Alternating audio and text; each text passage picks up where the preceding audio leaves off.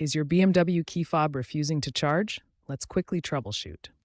First, determine your fob type.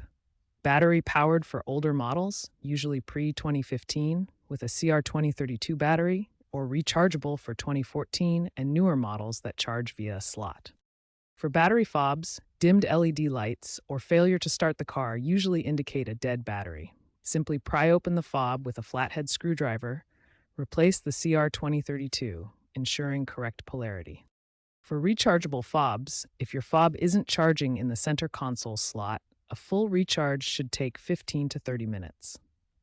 Initial checks. Remove any debris from the charging slot, which is a common reason for failures. Try holding the unlock button for 10 seconds to reset the fob. If these quick fixes don't work, move to the next step.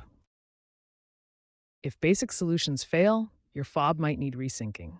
This aligns the fob's ID with the car's ECU. If problems persist, consider a software reset, often available free at BMW dealerships. As of 2025, BMW's digital key via smartphone is increasingly common.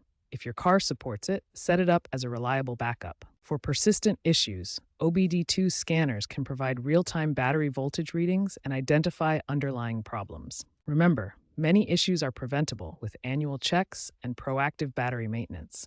If all else fails, consult a BMW technician, but try these DIY steps first to potentially save on costly repairs.